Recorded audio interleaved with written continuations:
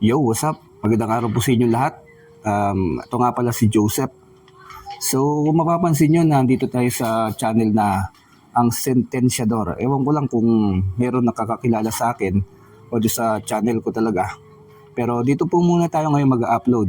Kasi nga, ito po, nakabalik po itong channel na ito. Pinayagan po ito na makabalik at makapag-upload tayo. Kaya tingin ko makapag-upload po tayo ngayon dito ng medyo kahit twice a week lang po. Ito po yung background po natin. Ito po yung likod ng bahay natin. Pinapagawa ko po sana ito kaso di natutuloy Ayun, maingay. Ayan po yung bundok ng Arayat. Mapapansin nyo. Sa likod po namin may resort to. Di ko alam kung anong pangalan. Ito yung bahay. At ganyan po kaingay. Yan, no? Kung narinig nyo, nagsisigawan pa yung mga bata. Update ko lang po kayo. Mag-upload po tayo ngayon at yung upload po na to ay kung napakinggan na po ng iba ay skip na lang po. Tapos next upload natin puro news story na. Yun lamang. Sana supportahan nyo pa rin po yung ating channel. At this is Joseph at simulan na po natin ang kwento. Bawat pagkakasala may nakalaang karma. Lahat ng mga hakbang ng pagkakamali may kaakibat na konsekwensya.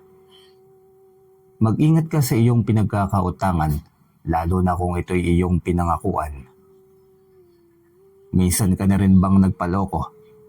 Minsan ka na bang ginamit ng isa sa mga kaanak dahil sa pangako nito at pagmamakaawa sa iyo?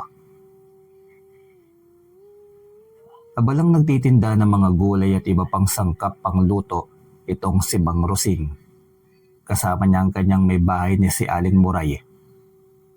Kapag araw ng linggo, marami silang suking mamimili kaya hindi niya pwedeng pabayaan mag-isa ang kanyang asawa sa tindahan.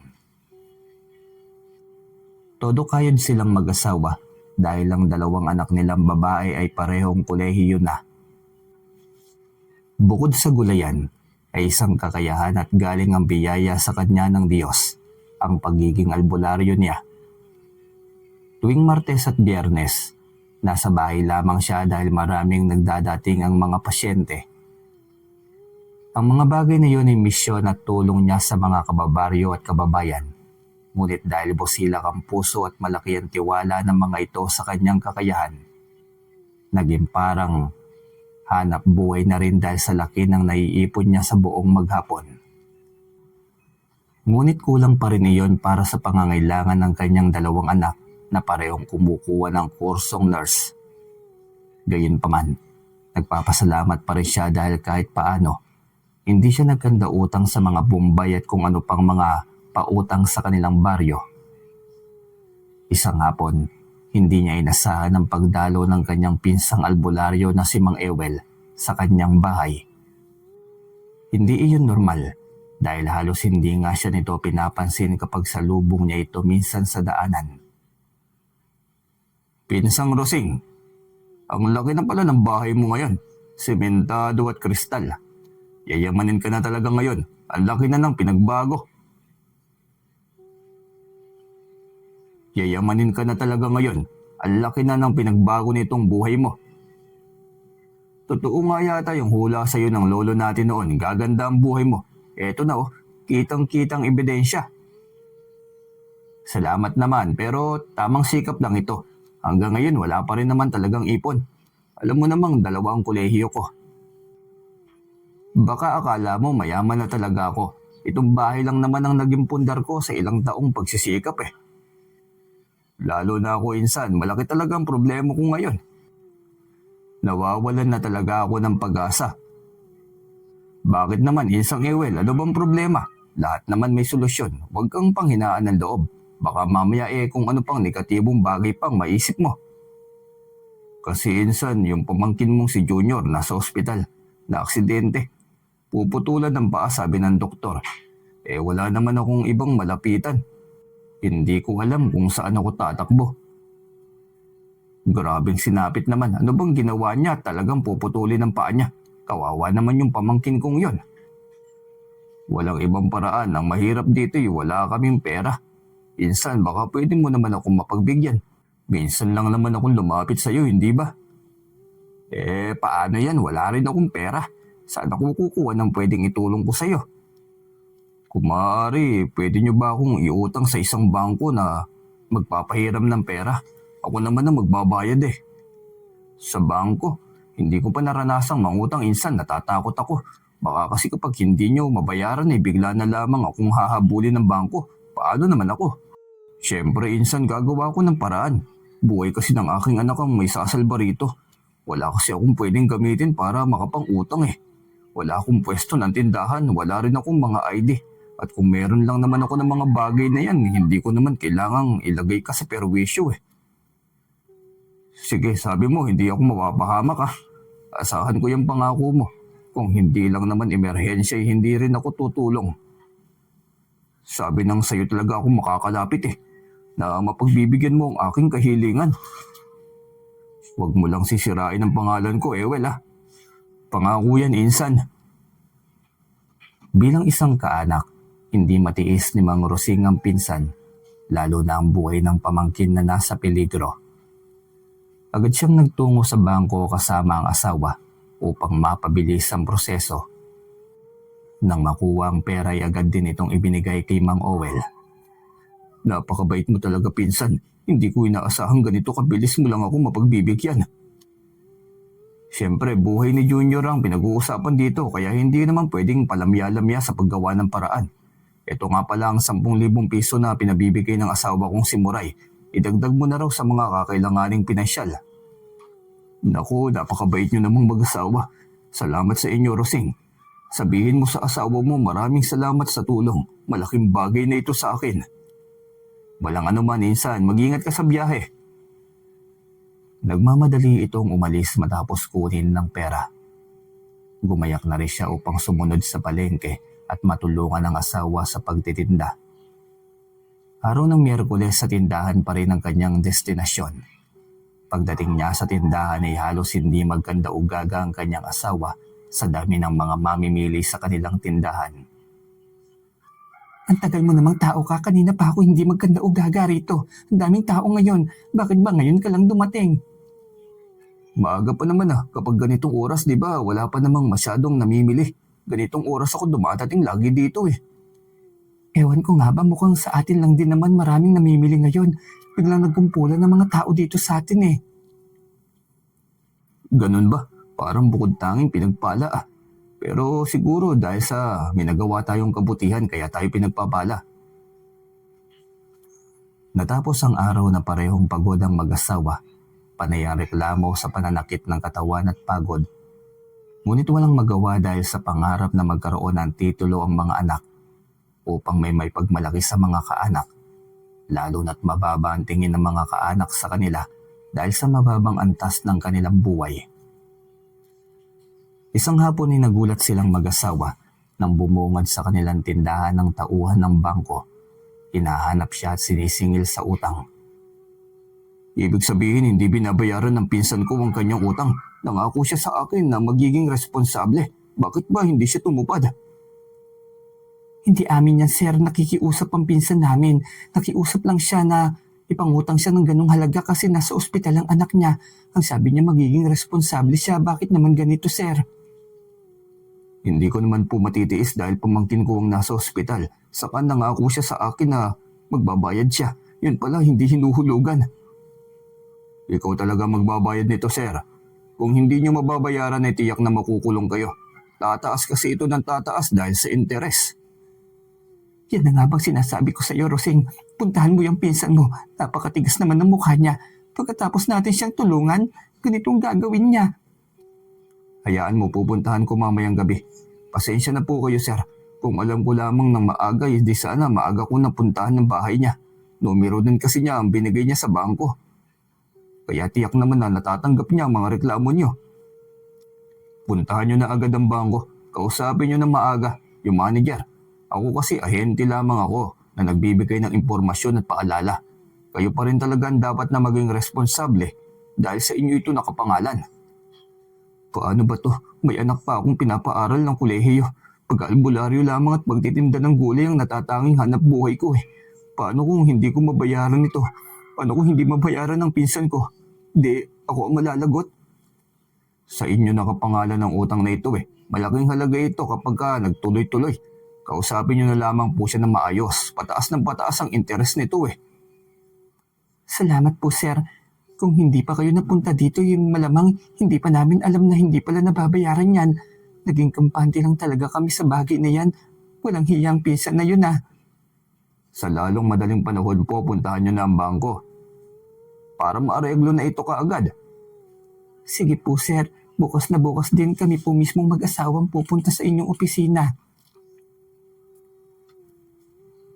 Pagkatapos magsara ng tindahan ay agad na pinuntahan ni Mang Rosing ang kanyang pinsan sa bahay nito.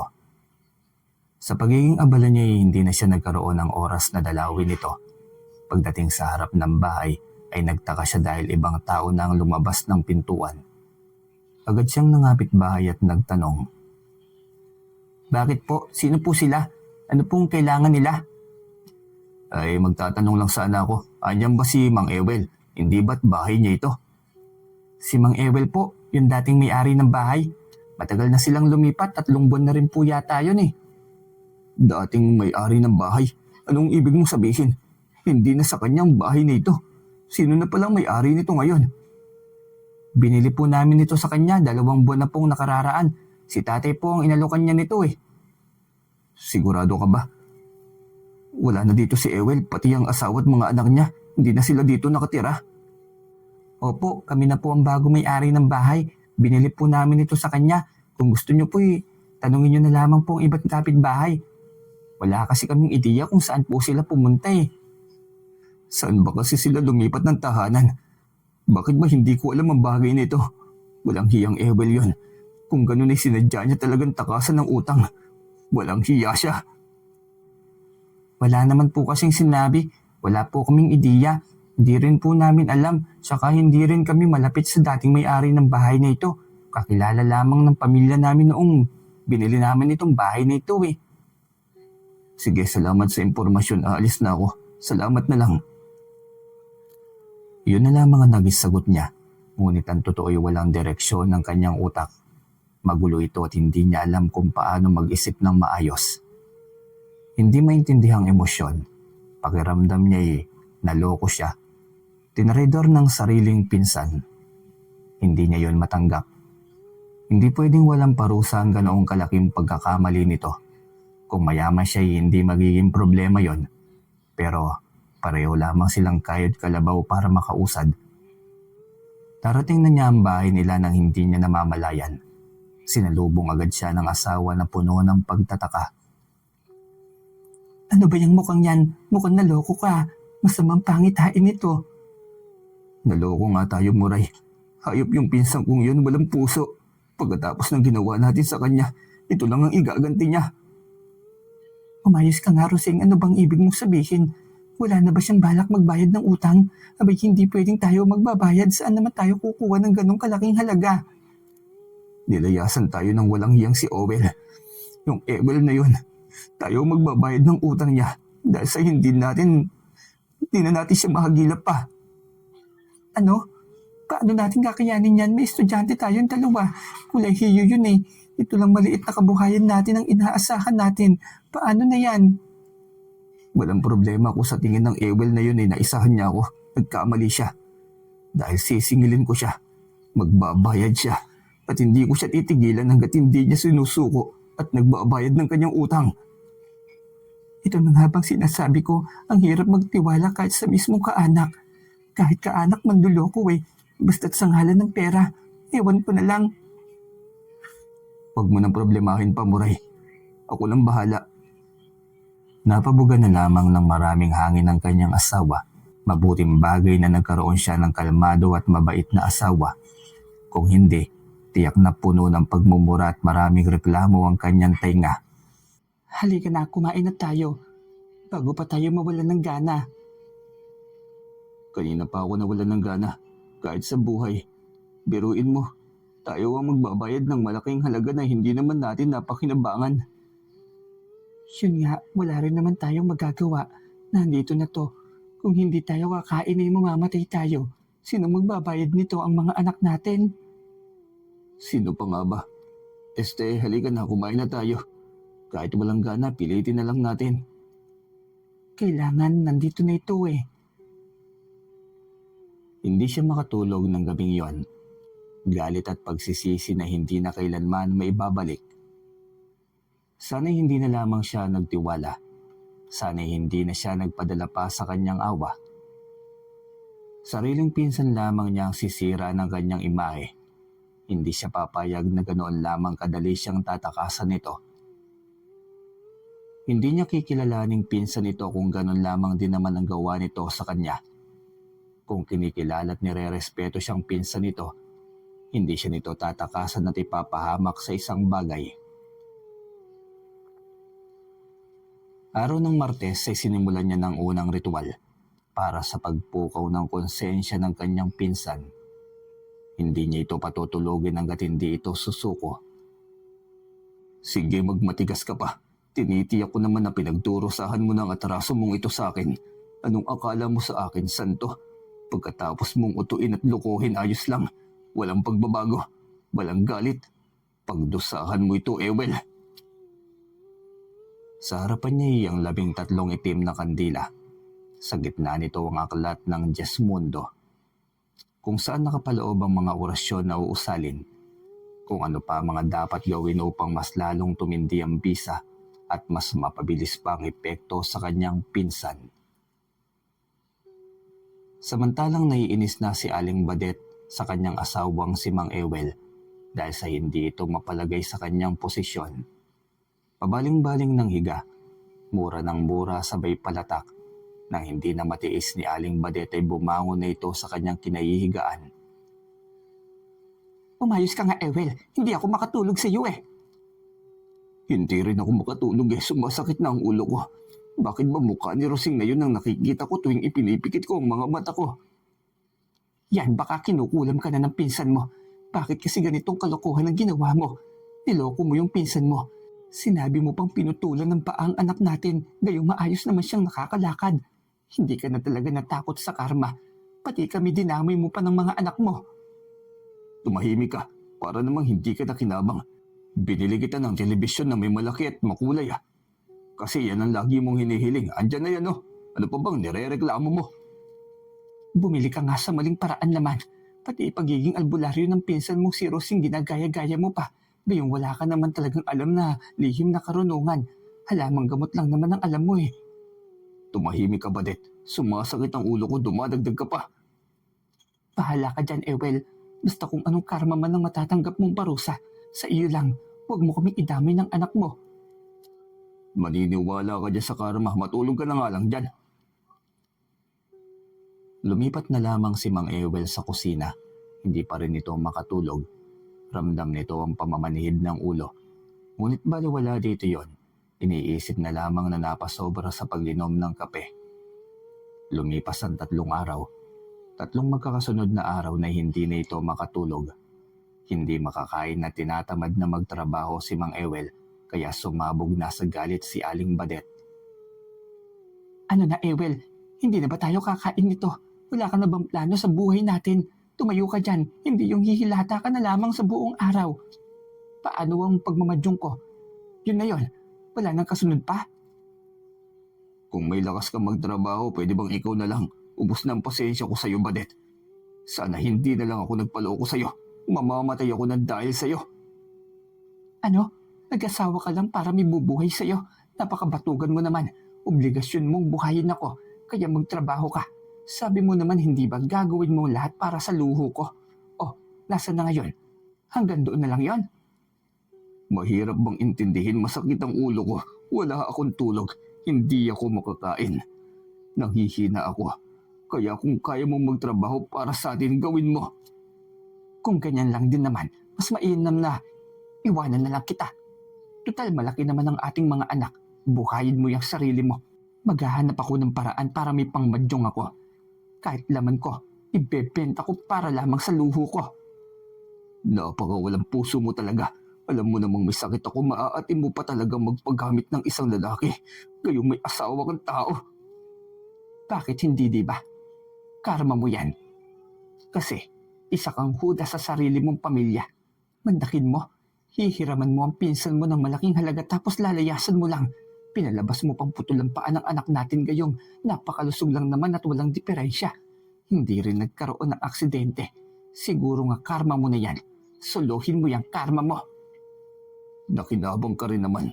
Dahil kung hindi sa bisyo mong pagmamadyong at pagiging materialistic, hindi rin naman naaabot sa ganito.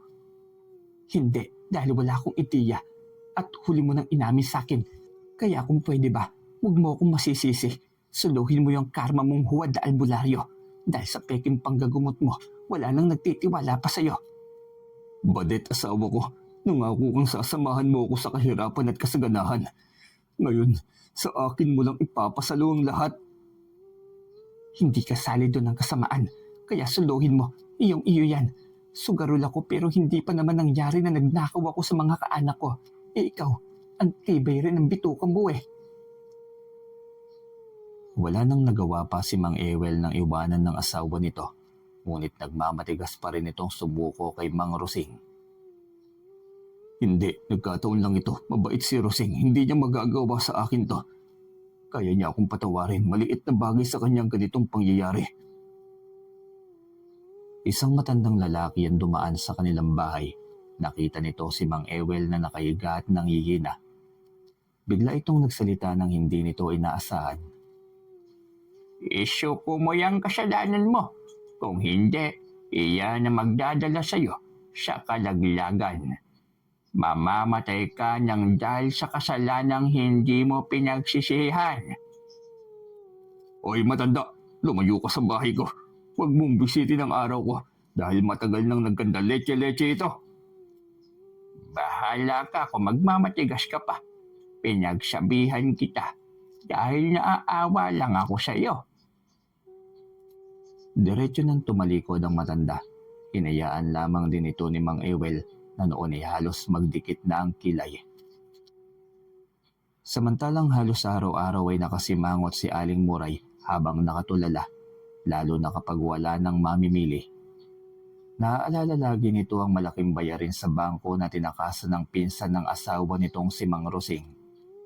Kaya minsan ay napag-iinitan nito ng sobra ang asawa, kahit alam naman itong nagmamagandang loob lang naman ito. Ilang sandali pa'y dumating na rin si Mang Rosing sa kanilang pwesto.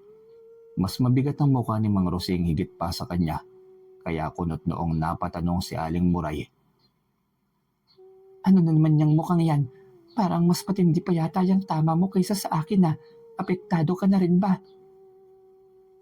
Mukha lang hindi ako apektado pero hindi rin ako makatulog dahil sa ginawang yun, Ewel. Ang problema ngayon, nasa bahay ang dalawang anak natin. Malaking halaga ng pera ang hinihingi. Paano yan? Kailangan nating magbayad sa bangko bukas. Tumataas ang interest dahil lagi tayong nahuhuli sa pagbabayad. Paano kung patigilin na muna natin ang isa sa mga anak natin? Hindi natin kayang pagsabayin sila. Gayong nasa krisis tayo ngayon ng ating buhay. Parang ang hirap nito. Ano? Hindi sila papayag. Magagalit ang mga yon. Dahil sa utang na hindi tayo ang nakinabang, mapapatigil sa pag-aaral ang anak natin. Kaya nga hindi ko siya titigilan hanggat hindi siya sumusuko. Gagawin ko miserable ang buhay niya. Higit pa sa ginawa niya sa atin. Hindi ko siya titigilan hanggat sa huling hininga niya. Hindi yun susuko, tiyak ako. Sa laki ng perang nakuha sa atin ng lokong yon, takot nang magpakita pang muli yun sa'yo. Di pasensyahan na lamang kami. Kung magmamatigas siya, siya lang din ang kumitil ng sarili niyang buhay. Hindi naman mahirap ang sumuko. Ihingi ng paumanhin at sasabihang hulugan ng kahit paunti-unti lang. Pero kung magmamatigas pa siya, bahala na rin siyang managot sa lahat ng mga kasalanan niya. Umabot na ng 2 buwan, ngunit wala pa ring paramdam si Mang Ewel. Naubos na ang maraming araw na palugit niya. Huling araw na yon, buhay na nito ang magiging kapalit at kaparusahan sa mga kasalanang nagawa nito. Nang gabing ang iyon ay isang itim na paru-paruan dumapo sa kanyang altar. Pasensya na, Ewel, sobrang laki ng kasalanan mo sa akin. Ilang beses kitang pinasuko pero hindi mo ginawa. Nagmatigas ka pa. Kaya kung siningil man kita, kasalanan mo kung bakit. Biglang natunaw ang paru-paro. Indikasyon na tama siya ng kinausap dahil kaluluwa ito ni Mang Ewel. Kinabukasan ni maagang dumating ang anak nitong binata. Napakunot ng noo na tinitigan nito mula ulo hanggang paa. Wala namang diferensya sa katawan. Hindi putol ang mga paa at maayos ang lakad. Akala ko ba naputulan ka ng paa? Bakit ang lakas mong maglakad? Isa pa pala ito sa kalokohan ng iyong ama. Po, bakit po naman ako mapuputulan ng paa? Hindi nangyari na aksidente ako. Maayos po ang buhay at nagtatrabaho ako sa syudad. Ang sabi ng tatay Ewel mo na aksidente ka sa motor. Kailangan putulin ng paa mo dahil masama ang tama. 3 buwan na rin ang nakararaan na sabihin niya sa akin ng ganyang bagay. Paano naman po mangyayari yun? Wala naman po akong motor. Anong pag-iimbento at kasinungalingan naman ba yan?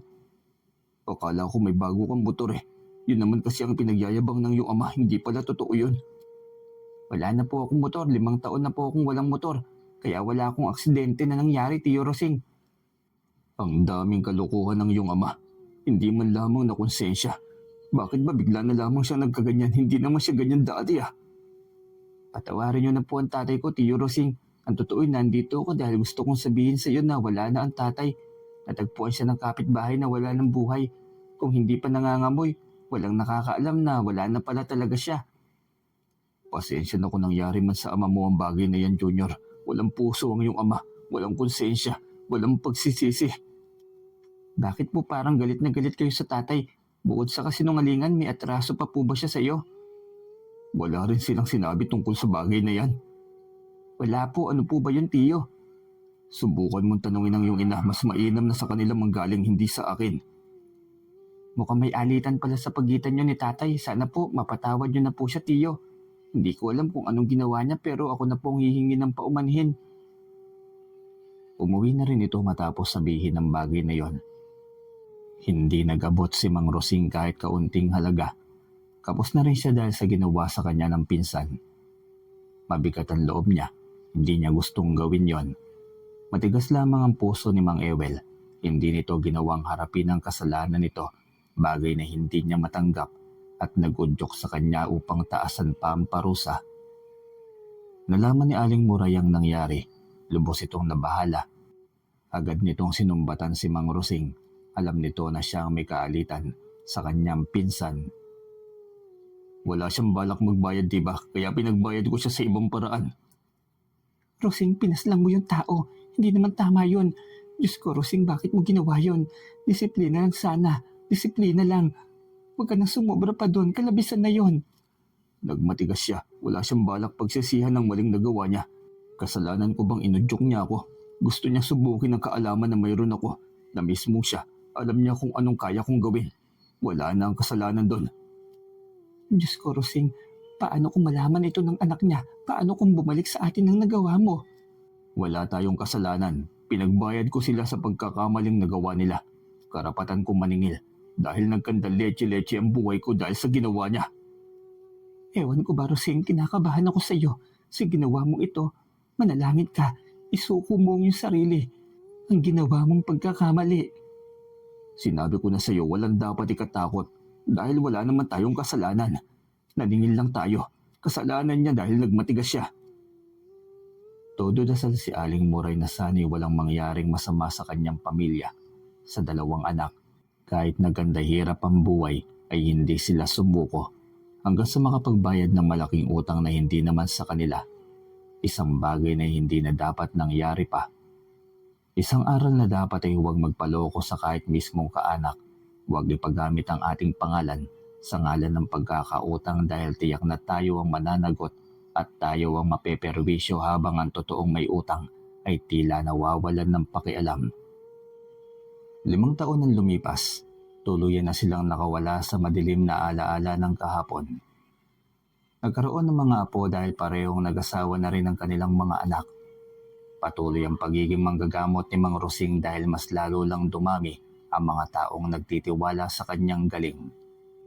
Tuwang-tuwa ang mga apo niya tuwing nasa kanyang kapilya, sina Sam at Gabi, 2 batang makukulit, 1 4 na taon at 1 3 taon.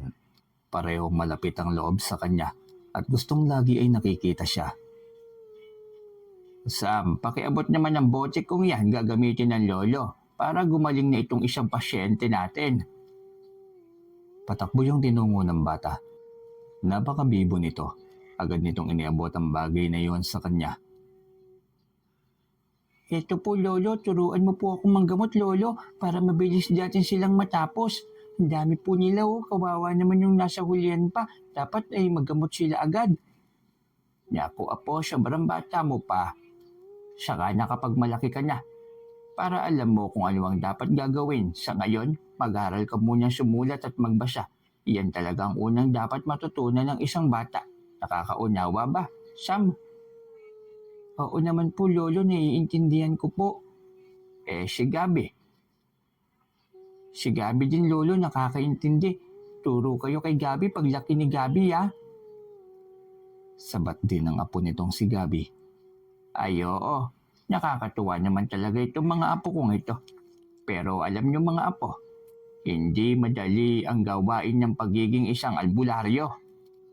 Kaya tiyak na paglaki nyo, isa sa inyo ang tatalikod at magbabago ang pananaw. Tumabi kayo dahil gagamutin na ni Lolo ang batang babae na nasa harapan natin. Umayos na kayong dalawa dyan. Maging ang mga pasyente tuwang-tuwa nang makita ang kabibuhan ng kanyang mga apo. Ito ang gamot niya sa pagod niya sa maghapon. Lolo, uminom kayo ng tubig. Heto po, kanina pa po kayo hindi umiinom ng tubig Nako, iba talaga mga apo kong ito. Kaya mahal na mahal ko kayo Lagi niyong inaalala si Lolo Rosingyo. Bilin sa amin nila Mama Kambal, bigyan ka lagi ng tubig at tinapay para hindi ka magutom at manghina. Talaga ba? Napakamasunurin pala ng mga apo ko. O sige na, laro ulit kayo doon kasi marami pa. Aabutin na ng gabi si Lolo sa panggagamot nito. Kung tinuruan mo na lang sana kami, Lolo para hindi ka na rin mapagod pa ng gusto. Hindi ganyan kadali yan lahat. Musmus pa kayo masyado at maraming hindi pa naiintindihan sa mundo. Si Gabi Lolo, musmus pa po siya kasi 3 taon pa lang siya. Ako po malaki na kasi 4 na taon na ako. Kaya pwede na po akong turuan. Matalino po ako kaya madali akong makaintindi. Nako siya, 1 taon lang ang agwat nyo ni Gabi. Pareho pa rin kayong mga bata. Kaya wag niya mapilit. Mag-aral na muna kayo ng pagsusulat at pagbasa. Ayos ba yun? Oo nga po, pareho tayo Sam. Hintayin na lang nating lumaki. Huwag ka niya makulit, sundin na natin si Lolo Nakakatuwa talaga kayong dalawa. Sige na. Usog na ulit ha, marami pang gagamutin si Lolo. Teka lang po Lolo, yung likod niyo po. Baka basa ng pawis, punasan muna natin bago ka po mag-umpisang muli. Hindi, wala. Sige na, doon na muna kayo. Hindi matigil ang kulitan ng kanyang mga apo, kaya hindi dapat iniiwanan sa kanyang mga bata kapag araw ng panggagamot niya. Kasi walang magawa dahil nasa tindahan si Aling Moray. Ang 2 anak naman ay nagtatrabaho bilang mga nurse. Ang mga asawa nito ay parehong nasa ibang bansa, kaya salitan ng pag-aalaga sa mga bata. Pareho silang mga pagod, parehong nag-iipon para sa bukas. Tumatanda na rin silang mag-asawa. Sa ayaw at sa gusto nila darating ang panahon na magiging mahina na sila at sakitin. Ang buong akala nila ganoon na kagaan ang kanilang buhay. Hindi niya inasahan na sa isang pangyayari sa buhay nila ang magiging bangungot na hindi niya napaghandaan. Kalagitnaan ng kanilang tulog nang biglang nabulabog ang kanilang pamamahinga dahil sa sigaw ng panganay na anak na si Dina. Patakbo nilang pinasok ang silid nito. Anong nangyayari Dina? Bakit ka nagsisisigaw dyan? Tay, tulungan niyo ako. Dadalhin natin sa ospital si Gabi. Baka kung ano pong mangyari sa anak ko, Tay. Ano pang nangyari sa apo ko? Saka bakit sa ospital? Wala ka bang tiwala sa ama mo? Nilalapitan nga siya ng lahat at pinagkakatiwalaan. Nay naman isa akong nurse kaya alam ko kung saan dapat pupunta. Bilisan na natin. Kailangan na nating maisugod sa ospital ang anak ko. Talian mo na. Sige na. Kung gusto mong sa doktor, walang problema. Ang malagay gagaling ang aking apo. Hindi rin tatalabang kapangyarihan kung wala kang tiwala sa akin Kinarga niya ang apo at dinala sa ambulansya ng baryo upang mabilis itong maihatid sa ospital. Ang asawa niyang si Aling Muray at ina ng mga bata ang sumama. Naiwan siyang nag-aalala. Masakit ang kanyang loob. Pinag-aaral niya ng pagiging nurse ang kanyang anak upang magkaroon ng kaalaman tungkol sa kalusugan. Ngunit dahil sa pagiging edukada nito, nawala na ito ng tiwala sa kanya bilang isang albularyo. Ganun pa man ay ayaw niyang kontrahin ang desisyon ng anak. Ang mahalagay mabilis na kagalingan ng kanyang apo. Ang kaso'y hindi niya mawari ang kanyang nararamdaman sa mga oras na yon. Hindi may paliwanag na kaba at pag-aalala. Hindi na siya nakatulog at gusto nang malaman kung ano na ang balita. Madaling araw nang umuwi ang kanyang asawa, laylay ang mga balikat at palungkot ang muka, kaya mas lalo pang binayo ng kaba ang kanyang dibdib. May dengue daw ang bata, malala na raw. Parang hindi ka panipaniwala, ngayon lang nilagnat. Naging malala na agad na dengue. Imposible naman. Parang ayaw ko maniwala na may dengue ang bata eh. Kawawa naman ang bata. Hindi pa naman mahanap agad ang ugat. Puro tusok ng karayom ang kamay at paa. Parang hindi ko matiis na tignan ng bata. Parang pinagpapraktisan pa ng mga baguhang nurse. Nasaan na ba si Dina? Hindi ba siya nagre-reklamo? Nurse din naman siya. Kung siya na lang kaya ang gumawa, kawawa naman ang apo ko. Ito na nga bang sinasabi ko? Baka pag-eksperimentuhan lamang ang apo ko. Hindi ako naniniwala na dengue ang kanyang karamdaman. Eh anong gagawin natin? Ipapalabas sa ospital si Gabi. Tiyak ding di naman papayag si Dina. Wala naman tayong magagawa yun ng ina. Kaya nga tiyak talaga na hindi makikinig si Dina. Tiyak na hindi siya papayag. Sana tayo na lamang ang naging magulang ni Gabi. Para tayo ang magdedesisyon sa bata. Kaso'y may ina yun. Wala tayong magagawa kundi ang makinig sa desisyon ng ina. Kung dalawin mo kaya ang apo natin para makita mo ang sitwasyon niya. Ayoko, masasaktan lang ako kapag nakikita ang apo kong puro tusok ng karayom, puro kabit ng aparato. Hindi, ayoko. Wala siyang magawa kundi ang magdasal. Iyon na lamang ang magagawa niya para sa kanyang apo. Nasana'y makalabas agad ito ng ospital. Biglang may dumaan na itim na paru-paro sa kanyang harapan. Bigla siyang kinabahan. Hindi normal ang sakit na dumapo sa kanyang apo. Kagagawan iyon ng isang tao. Rosing, ano ba yon? Itim na paru-paro. Ibig sabihin may masamang ginawa sa apo. Ang isang taong may galit sa atin.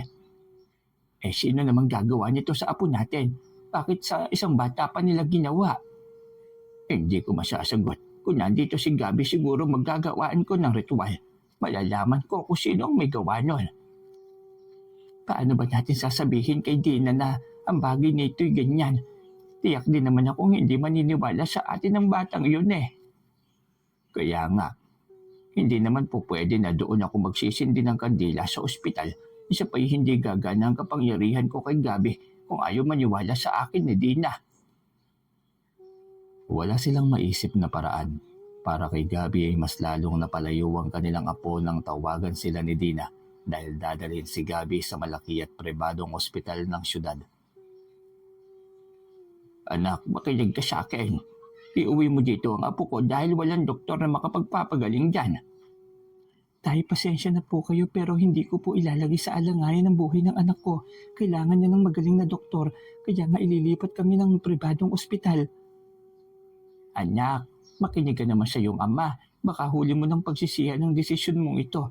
Pakinggan mo ang iyong tatay. Hindi doktor ang kailangan niya. Pakinggan mo ko kahit ngayon lang, Dina. Tayo, malala po ang kondisyon ni Gabi. 3 araw pa lang kami sa ospital pero imbis na gumaling ay mas lalong lumala. Kung ang doktor nga hindi kaya, kayo pa kaya? Ako ang nasasaktan para sa ama mo, anak. Hindi mo alam kung paano siya maghirap. Matutunan lang ang bagay na ito. Sige anak, panalangin na lamang ang may tutulong namin kung talagang ayaw mong makinig sa akin. Pasensya na po tay, biyaheng lungsod na po kami, paalam po. Pag-iingat kayo anak, panalangin na lamang namin ang maitutulong namin sa inyo.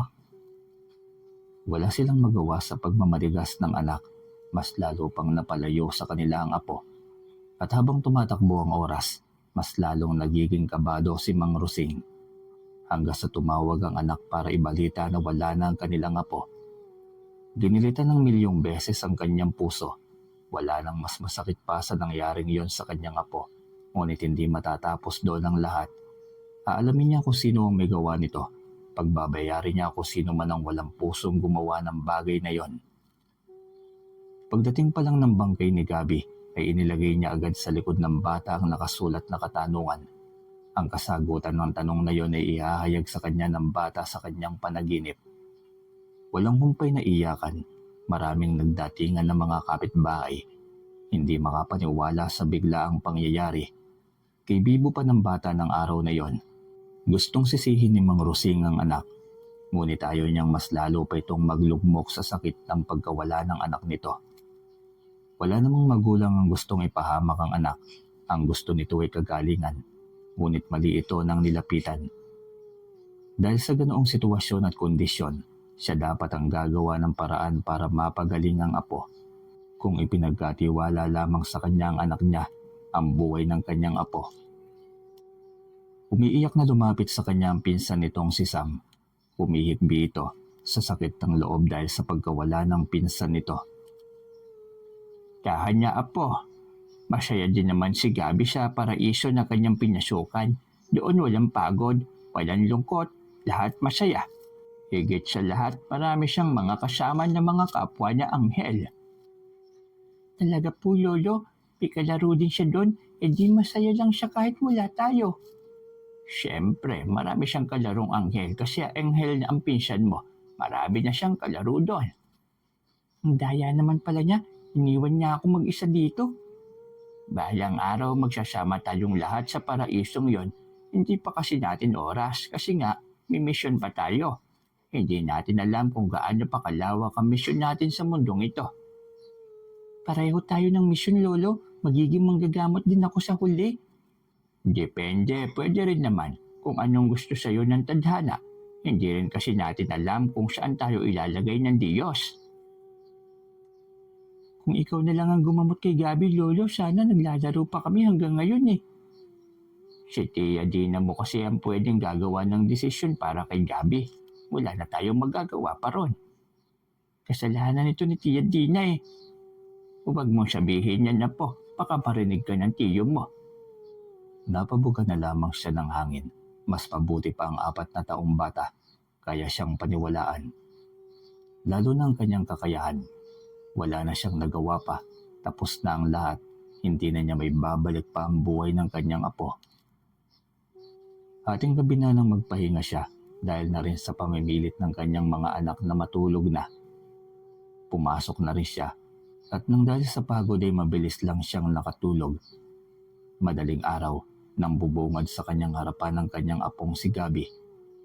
Umupo siya at napabulagat ng mga mata habang nakatitig sa apo. Ikaw talaga yan, apo. Buhay ka. Salamat naman, mali lang pala kami ng pinaglamayan.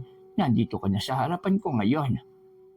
Opo, Lolo, ako po ito. May sasabihin po ako sa iyong mahalagang bagay kaya ako nandito. Sige apo, handa akong makinig. Hay, salamat kung ganyan buhay ka. Hindi ikaw ang pinaglalamayan sa labas. Lolo, kinuha na po ako ni Tio Junior. Iligtas niyo po ako sa kanya. Nasa mga kamay niya ako. Gusto ko na pong makawala sa kanya eh. Tio Junior mo, paano mo nakilala ang anak ng Lolo Owel mo? Naghihiganti siya sa iyo, Lolo. Isusunod niya si Sam. Maawa ka sa aking pinsan. Iligtas niyo rin po siya. Para niyo na pong awa. Ano? Hindi maaari. Umanda sa akin ng junior na yon. Haharapin ko siya. Hahanapin ko siya at magbabayarin sa mga ginawa niyang ito. Tulungan niyo po ako, Lolo. Tulungan mo lalo si Sam. Tulungan mo po kami. Unti-unti itong naglaho sa kanyang harapan. Kaya halos mapaos na siya sa kakasigaw para lamang bumalik ito. Natigil lamang ang kanyang pagsisigaw nang hindi siya tinigilan sa pagyugyog ng kanyang asawa. Gumising ka! Ano bang nangyayari sa iyo? Hoy, Roseng! Gumising ka! Agad siyang napabalikwas ng bangon. Hindi nito inasahan na panaginip lamang iyon. Panaginip lang pala. Akala ko totoo na. Kitang-kita ko si Gabi. Humihingi siya ng tulong.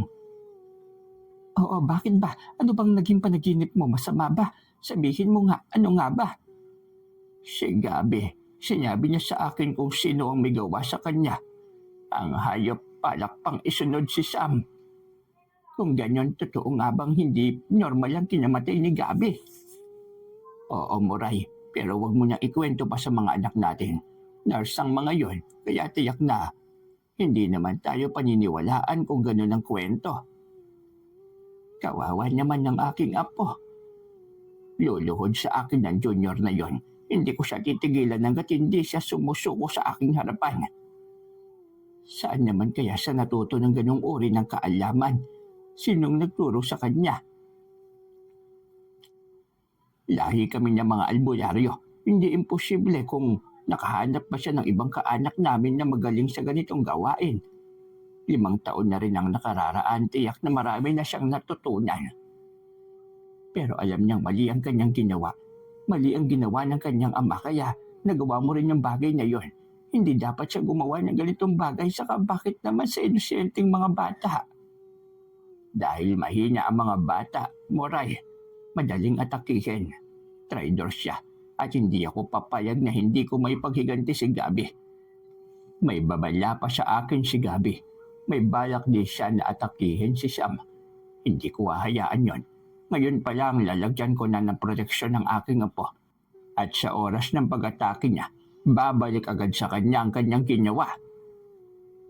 Malaki ang tiwala ni Aling Moray sa kanya. Sa unang mga taon ng kanilang pag-aasawa, walang ibang nanggamot dito tuwing may karamdaman ito, kundi lang kanyang asawa. Agad itong bumangon, kumuha ng papel at pulang panulat. Latin iyon na siya lamang ang nakakaunawa kung ano ang ibig sabihin ng isinulat niya. Pagkatapos isulat yon ay binuhay na niya ang bisa. Tiniklop niya yon at inilagay sa pulang tela. Ilagay mo ito sa bulsa ng ating apo. Bantayan mong maigi ang apo natin. Huwag ka nang magbukas pa ng tindahan. Siguraduhin mong hindi ito may wawaglit sa katawan ni Sam. Oo, Roseng. Ako mismo magbabantay sa ating apo. Walang sino man na makalalapit sa kanya. Dito ko tutuon ang aking pansin sa junior na ito. Uubusin ko ang natitirang buhay ko. May paghiganti ko lang ang apo ko sa walang hiyang junior na yon. Wala siyang magawa. Wala siyang ibang paraan. Walang ibang pagtutuunan ng pansin kundi ang bagay na yon. Sa lamay mismo ng apo niya ay ginawa niya ang ritual na magpapalabas kay Junior sa lungga nito. Ikatlong araw ng lamay, eksaktong 3:00 ng madaling araw, bigla na lamang sumipot si Junior nang hindi nila inasahan. Saktong siya ang asawa niya at ilang mga kababaryong nakisugal sa buong magdamag ang naroon. Abala sa sugal ang mga bisita, samantalang sila ng kanyang asawa ay nasa harapan ng apo. Biglang lumapit dito ang isang pamilyar na figura. Alistong tumayo si Mang Rosing at nilapitan nito. Tinapatan ito sa mismong harapan nito. Tiyo Rosing, pasensya na kung ngayon lang ako nakadalaw. Kahit hindi na, maging totoo na tayo. Teka lang, mukhang wala tayong tulog ah. Kaya pa ba? Ang alin ho, ano ho bang ibig niyo sabihin, Tiyo Rosing? Ano pong tinutukoy niyo? Yan tayo eh. Tumitira kasi tayo ng patalikol. Hanggang kailan mo kaya kayang panindigan yan? Wala kang sisisihin kung sakaling may inosenteng madadamay. Inosente nga itong inabuso mo. Umatras ito trumihis ang takot sa mukha. Ano bang sinasabi niyo, Tiyo Rosing? Hindi ko po maintindihan. Bakit mukhang natatakot ka? Hindi ka magaling na artista. Sana hindi ka na lang nagpunta. O nakokonsensya ka lang. Nakita mo bang mukha ng apo ko? Kawawang inosenteng bata dahil sa ginawa mo, hindi ba? Kung ayaw niyo po ako dito, aalis na lang po ako. Hindi naman po ako namimilit. Aalis na lang po ako kung ayaw niyo sa aking presensya. Umalis ka na, wala kang karapatan na makita ang apo ko sa ganyang kalagayan. Pagkatapos ng ginawa mo. Mabilis itong tumalikod at tumakbang palayo nang bigla siyang magsalita. Isipin mo kung ano ang pagkakaiba ng atraso sa akin ng tatay mo sa inosenteng bata na dinamay mo. Isipin mong maigi. Hindi ito lumingon at kumibo man lamang. Nagpatuloy ito sa paglalakad hanggang sa tuluyan na itong nakalayo. Kuyom ang kamay niyang sinundan ito ng tingin. Sige lang, pasalamat ka at nakalamay ang apo ko. Kaya hindi ako gagawa ng kung anong bagay. Pagkatapos nito ang aking paniningil. Pulong pa niya sa kanyang sarili. Lumapit sa kanya si Aling Muray na puno ng pagtataka. Anong ginawa mo? Bakit parang natakot yon? Binantaan mo ba? Ang walang iyang lalaki yon. May mukha pang ipakita ang mukha niya matapos ang ginawa niya. Sobrang kapal ng mukha niya. Hindi kaya nakiki-espiya lang yon. Iba talaga ang pakay nun, hindi pakikiramay. Nagsimula nang gumana ang ginawa kong ritual. Hindi na siya pinapatulog. At tama lang yon. Nandito siya dahil hindi siya makatulog. At hanggang hindi matapos itong misyon ko, hindi siya patutulugin at uusigin ko ang kanyang konsensya hanggang sa tuluyang bumagsak ang katawan niya. Ano ba naman ito, Rosing? Hindi dapat nangyayari ang ganito. Pamangkin mo si Junior. Bakit ba umabot tayo sa ganitong punto? Nagagantihan na lang tayo nito. Baka pwedeng wag na lamang ituloy. Napapagod na rin ako. Hindi ko kasalanan. Pero kung ito ang gusto niya, hindi ko siya uurungan. Kahit maglabasan na kami ng malakas na kapangyarihan, hindi ako papatalo sa kanya sa ngalan at proteksyon ng aking pamilya. Kung may masamang mangyari sa kanya, kakayanin mo ba? Pamangkin mo yon. Huwag naman sanang umabot sa ganyon. Kung hindi pa siya titigil, hindi ko rin siya titigilan. Gagawin ko lahat ng depensa para sa apo kong si Sam. Kung hindi siya magsisisi, tiyak akong hahantong din siya sa kamatayan, kagaya ng kanyang ama. Hindi nila ako masisisi kung ganon. Lagi ako magbibigay niyang palugit. Mataas lang ang garbo nila sa katawan, kaya sarili lamang din nila ang pinapahamak nila. Bakit ba tayo humantong sa ganito? Dahil sa utang na yon, umabot na tayo sa ganitong punto. Simula pa lang sa kanila na ang pagkakamali, alam mo yan. Kaya walang dapat nasisihin kundi sila. Alam niyang hindi dapat nangyayari ang ganoong bagay. Iisang dugo, nagagantihan. Kapangyarihan laban sa kapangyarihan, ngunit wala naman siyang magawa dahil hindi ito makaintindi ng sitwasyon. Kailangan pa nitong ikonsinti ang pagkakamali ng ama. Idadamay ang inosenteng buhay na siyang hindi katanggap-tanggap. Pagkatapos ng libing ng kanyang apo, ay doon na niya inumpisahan ng malakas na ritual. Sa pagkakataong yun ay hindi niya titigilan ng pamangkin hanggang hindi ito susuko sa kanya. Binigyan niya ito ng 3 araw. Kailangan itong lumapit sa kanya para magmakaawa upang hindi na magpatuloy ang sigalot sa pagitan nila. Araw ng Biyernes, 6:00 ng hapon nang bumunga dito sa kanilang kapilya. Ang munting pagamutan niya, hindi na siya nagkulat kung bakit nasa bungad niya ito. Huling araw na yon ng kanyang ginawang ritual. Saktong wala ng pasyente nang bumunga dito sa kanyang harapan. Nakakabaliw ba? Tiyo Rosing, sa'yo nagsimula ang lahat ng ito. Kasalanan mo kung bakit ko pinasok ang mundong ito. Alam mo ba kung ano ang umpisa ng lahat? Hindi mo man lamang ba tinanong kung ano ang umpisa ng lahat ng ito? Ang umpisa ng lahat ay ang pagpaslang mo kay tatay. Kinuwento sa akin ni Nanay Badet ang lahat. Ikaw ang may gawa ng pagkamatay ng aking ama. Hindi ko kagustuhan yon. Nagmamatigas siya pagkatapos niyang takbuhan ng utang niya. Pinaniwala niya akong naaksidente ka at naputulan ng paa. Ako namang isang uto-uto ayon, nagtiwala agad. Hindi totoo yan. Gawa-gawa mo lang yan. Hindi ganyan ang totoong kwento. Hindi yan ang nangyari. Ang ganitong kapangyarihan, hindi basta-basta ginagamit sa kasamaan. Kaya ikaw, darating ang araw na sisingilin ka sa pagkakamaling nagawa mo. Wala akong kasalanan, Tiyo Rosing. Pinagiganti ko lang ang aking ama. Ikaw pa rin ang punot dulo nitong lahat. Kung hindi sa ginawa mo sa aking ama, hindi tayo hahantong sa ganito. Sige lang, Junior, paniwalain mo lang ang iyong sarili. Tsaka isipin mong walang pagsisisi ang laging nasa unahan, laging nasa huli yon. Alam ko, gaya sa'yo, hindi ba't nagsisisi ka na dahil ang naging kabayaran ng pagkakamali mo ay ang iyong apo? Wala kang alam sa sinasabi mo, Junior. Ang gusto ko'y harapin mo ko dahil sa pagsisisi mo. Pero mukhang mali yata ako. Kaya ako pumunta dito upang pagbantaan ka. Itigil mo na kung ano man ang ginawa mong ritual laban sa akin. Hindi mo gugustuhin ang susunod na gagawin ko.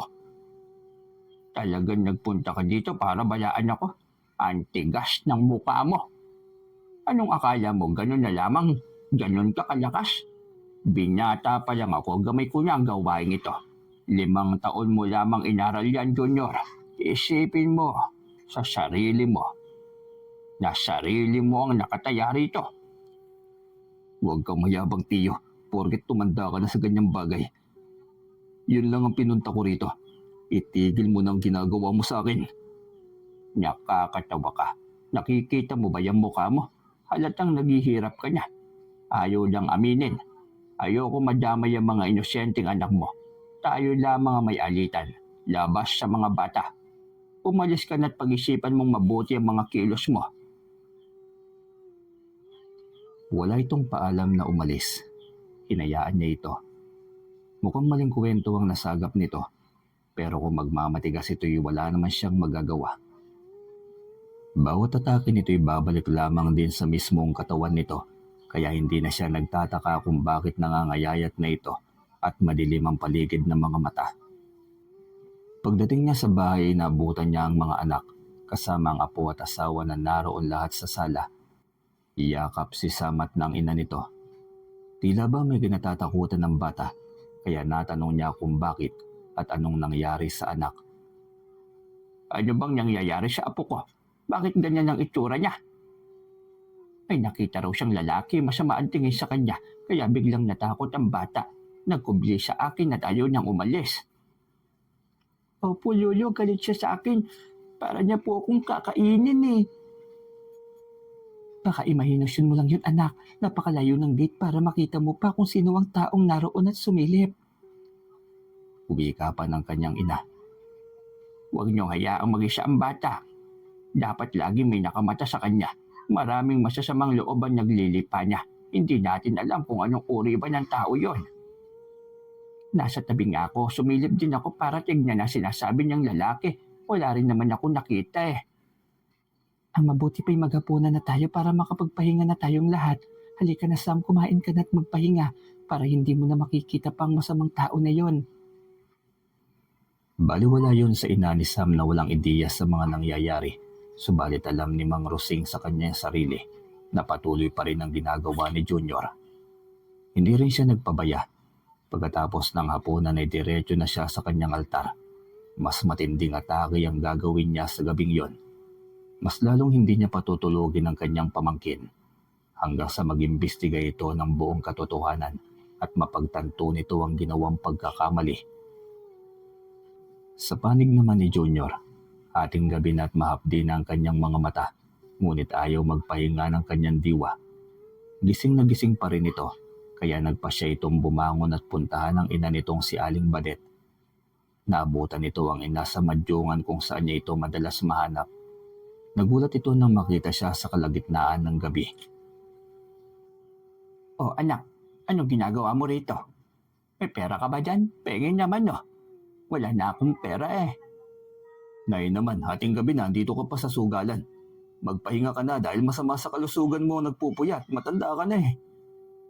Sugal ba to? Libangan lang ito, Junior. Wala naman akong pwedeng gawin. Kaya ito na lang.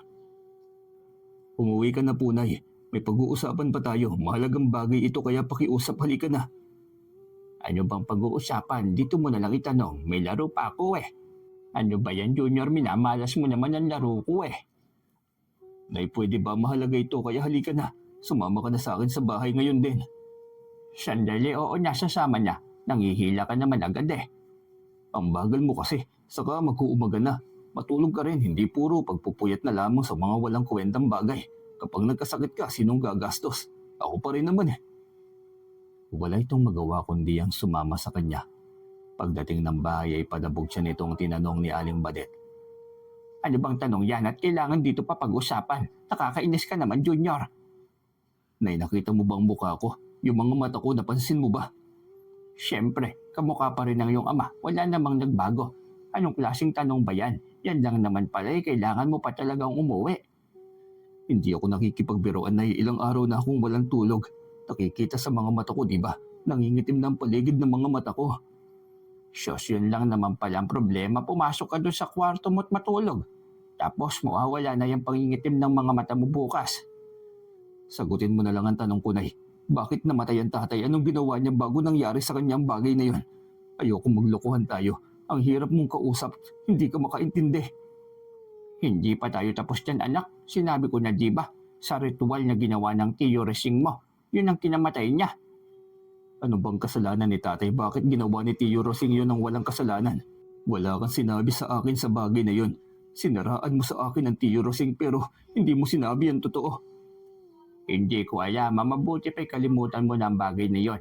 Ang mahalaga ay alam mo na kung ano ang dahilan ng pagkamatay ng iyong tatay, hindi ba? Umutang kayo ng malaking halaga tapos pinangalan nyo kay Tiyo Rosing. Ginawa nyo pa akong dahilan sa kasinungalingan nyo. Para lamang magawa ang mga gusto nyo. Pinuntahan mo ang Tiyo Rosing mo. Bakit mo pag ginawa ang bagay na yan? Anak, kung gagawin niya sa iyo ang ginawa niya sa iyong ama, hindi ka ba nag-iisip? Bakit, Nay? Umaasa ba kayong hindi ko malalaman ang katotohanan? Sa inyo galing ang pagkakamali dahil dyan sa bisyo mo. Ang tatay mo ang sisihin mo, inosente ako rito. Bakit parang sa akin na nabaling ang kasalanan? Hugas kamay ka ngayon. Kung ganun totoo ang sinasabi at kwento ni Lolo Paco, madalas kayo nag-aaway dito dahil ubos na ang pera. At iniwan mo dito ang tatay na nakaratay dahil wala na siyang maibigay sa iyo. Anong klaseng asawa kayo, Nay? Hindi ba dapat na mga panahong yun, lumapit na kayo kay Tiyo Rosing? Mahirap bang humingi ng tawad dahil nagkamali kayo? Paano kung ako ang singilin sa ganoong kalaking halaga? Hindi ko naman kayang bayaran yon. Saan naman ako kukuha ng pambayad? Sana naisip mo yan bago mo winaldas sa sugal, hindi ba? Kaya mong waldasin sa madyong gayong hindi mo kayang bayaran. Ang sugal mo ang nagdala kay tatay sa kapahamakan. Magkasama pala dapat kayo ni tatay na nagbabayad ng pagkakamali. Naghiganti pa ako. Idinamay ko pang inosenteng bata. Gayong wala namang kasalanan yon. Hindi ko naman sinabi sa tatay mo na mangutang eh. Ang sabi ko magtrabaho siya, kumayod ng gusto. Nangako siya sa akin, ibibigay niya sa akin ang akin luho. Mahal ako ng tatay mo kaya niya ginawa yung lahat na yun para sa akin. Dahil kahit anong kahit kalabaw ng tatay magiging kulang pa rin dahil mas malaki na pupunta sa bisyo mo. Wala kang konsensya, Nay.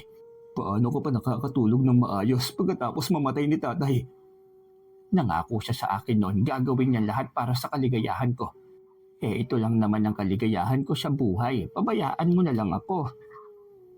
Kung naimulat ko lang sana noon ang aking mga mata, kahit ang perang ipinapadala ko sa iyo, tiyak na sa bisyo mo lamang din napupunta. Simula ngayon wala ka na makukuha sa akin, Nay. Maghanap ka ng paraan kung paano mo buhayin ang sarili mo. Nagsisisi ako na ikaw ang naging inay ko. Walang kwentang ina. Wala kang utang na loob ba? Pagkatapos kitang iluwal sa mundong ito, ganyan lang ang gagawin mo sa akin. Hindi nakakatuwa na ikaw ang naging inay ko. Sana lang nagsisisi ka rin sa nangyari sa aking ama. Hanggang doon na lang ang buhay niya eh. Hanggang doon na lang ang mayroong buhay siya. Anong magagawa ko? Hindi naman siguro maaaring isisi sa akin yun, di ba? Ang tigas ng puso mo, Nay. Mamuhay kang mag-isa mo. Kalimutan mong may anak ka. Pinahamak mo ko dahil sa mga kasinungalingan mo. Abay teka, anong ibig mong sabihin? Hindi mo na ako bibigyan ng pangkain. Anong gusto mo? Mamatay na ako? Kung hindi ka maghahanap ng paraan para makakain, talagang mamamatay ka. Pagkatapos sabihin niyo ni tinalikuran na ito ni Junior, hindi na nito pinakinggan pa ang sinasabi ng ina. Isang desisyon ang pumasok sa utak ni Junior para sa ikatatahimik ng kanyang buhay. Para maging payapa at bumalik na ulit ang mahimbing na tulog nito noon. Madaling araw pa lang nang puntahan nito si Mang Rosing sa kapilya. Alam nitong minsan ay maagang nasa kapilya si Mang Rosing. Hindi nga ito nagkamali. Naroon na si Mang Rosing. Nagkakape habang nagbabasa ng itim na libro. Agad nitong nilapitan si Mang Rosing sa maayos na muka. Maayos na pagbati ng kagandahan ng umagang yon. Napakahimaya naman, parang ang ganda ng araw natin ngayon ah. Dala pa rin ba yan ang pagpapanggap mo ha, Junior? Tiyo Rosing, nakausap ko na ang nanay. Naliwanagan na rin ako sa lahat. Talaga ba? Mabuti naman kung ganon. Sinabi niya sa iyo ang buong katotohanan. Dapat lang na maging bukas ka sa pananaw mo. Patawarin mo ko, Tiyo Rosing. Ang laki ng kasalanang nagawa ko. Inosenteng buhay ang nawala ng dahil sa akin. Kung sana inuna ko munang alamin ang lahat bago ako nagpadala sa aking galit. Hindi ko ginamit ang aking isip.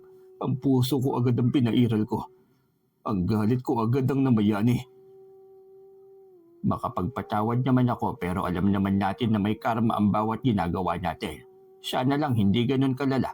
Sana may pagbabago sa iyong ina na naging punot dulo sa kamaliang nagawa ng iyong ama. Alam ko po at natatakot ako sa bagay na yan, pero wala akong magawa. Parusa ko yun kung sakali. Kaya wala akong magawa kundi yan tanggapin. Ang mahalaga sa akin ngayon ay nakahingi na ako ng tawad. Natutuwa ako na liwanagan ka na. Ang buong akala ko'y may susunod kita sa iyong ama. Pasensya na pero iyon talagang posibleng mangyari kapag hindi ka pa sumuko. Naniniwala akong mas malakas ang kapangyarihan na tangan mo, Tio Rosing. Konti na lang mababaliw na ako. Kaya nga paunti-unti kong ginawa dahil kung pinalakas ko ang bisya, tiyak na agarang pagkabaliw ang iyong matatamasa. Baka sa pagkakataong ito'y sumisipa ka na ng lata sa daanan.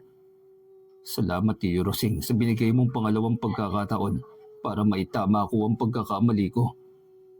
Talagang sa sarili mo mag-uumpisa ang lahat. Kaya gumawa ka palagi ng tama. Iyang karunungan na natutunan mo, gamitin mo sa tama. Bukas ang kapilya ko, pwede kang tumulong sa akin sa panggagamot. Kahit papaano yung may nagbibigay naman ng malaking halaga kahit hindi naniningil. Talagang totoo ang kasabihan na ang Diyos ang magpupuno ng lahat ng ating pangangailangan. Napaisip ng matagal si Junior bago tumango. Kaysa ginagamit niya sa kasamaan, bakit nga ba hindi niya ito gamitin sa panggagamot? Araw-araw siyang nasa kapilya. Kung si Mang Rosing ay Martes at Biyernes lamang, siya naman ay isang buong linggo. Marami ang natuwa dahil hindi lahat ng lugar ay may magaling na albularyo katulad niya.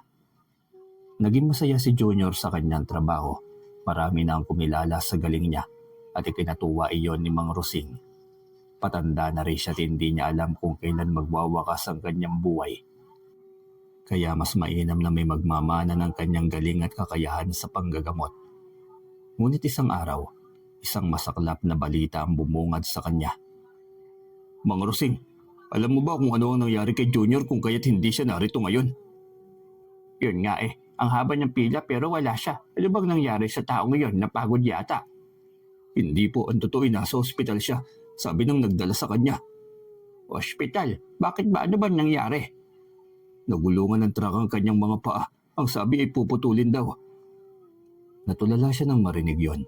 Ito ang eksenang inimbento ng pinsan niyang si Ewell noon para lang makautang ng malaking halaga ng pera. Ilang taon na rin ang nakararaan pero ang kasinungalingang yon ay para bang naging sumpa, naging katotohanan. Nagkataon nga lamang ba o kabayaran iyon sa kasalanan ng amang walang pagsisisi kahit sumakabilang buhay na? Nang araw ding iyon ay tinungo niya ang ospital kung saan naroon ang kanyang pamangkin. Naabutan niya itong wala ng mga paa. Hindi niya maiwasang umiyak. Ito na nga yata ang sumpang binitiwan ng ama nito noong nabubuhay pa ito. Huwag kayong maawa sa akin, Tiyo. Huwag niyo akong iyakan dahil karapat dapat na mangyari sa akin ang ganitong bagay. Naaalala ko lang ang kasinungalingan ng iyong ama. Itong eksena na ito yun Parang naisumpa ka niya. Wala na akong magagawa, Tiyo. Ganito na talaga ang kapalaran ko. Ang mahalagay buhay ka, lagi mong iisipin yon. Salamat sa pagpapalakas ng loob mo sa akin, Tio Rosing. Magandang bagay po yon. Malaking tulong sa akin. Ganoon man ang naging sitwasyon ni Junior, naputol man ang mga paa nito. Hindi yun naging hadlang sa kanyang pangarap at naging manggagamot para makatulong sa mga may sakit. May kapansanan na ito, ngunit hindi nawala ang pangarap. May mga realisasyon sa buhay na huli nang mapagtanto. Ngunit ang mahalaga naman ay may tama natin ang ating mga pagkakamali. Lahat ay may karapatang magbago. Lahat ay karapat dapat sa pangalawang pagkakataon. Kailangan lamang ng tunay at busilak na kalooban. Hindi matanggap ni Aling Badet ang nangyari sa anak. Labis ang pagsisisi nito. Inayos nito ang buhay nito. Inalagaan ng anak na may kapansanan na dahil sa nangyaring aksidente.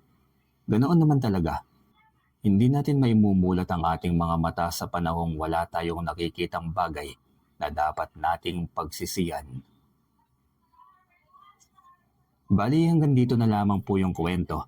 At nais ko lamang pong humingi ng paumanhin kung maingay po yung background natin kasi yung pong mic na gamit natin is itong wireless lamang po.